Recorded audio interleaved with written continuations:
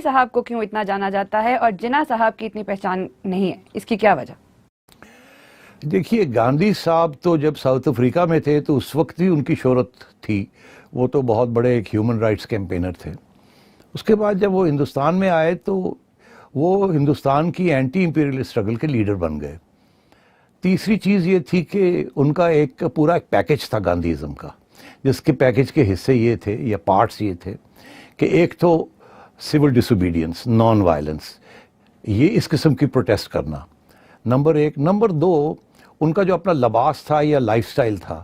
اب میں کیا جہاں آپ تو جانتے ہی ہیں، جو لنگی پہنتے تھے، جو کھدڑ خود پہنتے تھے یا پروموٹ کرتے تھے، جو بکریاں رکھتے تھے، ان کا دودھ پیتے تھے وغیرہ وغیرہ.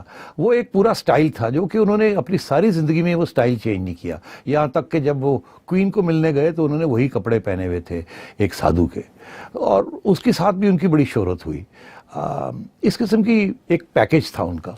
جہاں تک اور وہ پیکج میں یہ یاد دلاتا چاہوں، جب کہ مارٹن لوتھر کنگ امریکہ میں ایک civil rights obedience civil rights movement launch کیا انہوں نے ریشل ایکوالٹی کے لیے، تو ان کے بھی ہیرو گاندھی تھے. تو اس لیے گاندھی صاحب کے تو بہت سے ڈائمینشنز تھے جو کہ دنیا تک پہنچ چکے تھے.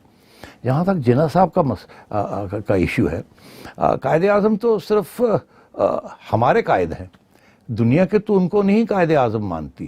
اس کی وجہ یہ ہے کہ ان کی شہرت جو تھی وہ تو 1946 میں دنیا نے پہلی دفعہ ایک شخص محمد علی جناح کو پہچانا، کیونکہ انہوں نے پاکستان کا ڈیمانڈ کریٹ کیا. اس کے بعد ایک نیا ملک بنایا، اور اس کے بعد ایک سال کے اندر اندر وہ فوت ہو گئے. ان کی کوئی اتنی انسپائرنگ سپیچز بھی نہیں ہیں، ایک آدھ ہے، وہ بھی ہم نے شاید اس کو بھی نہیں اس کو اہمیت دی.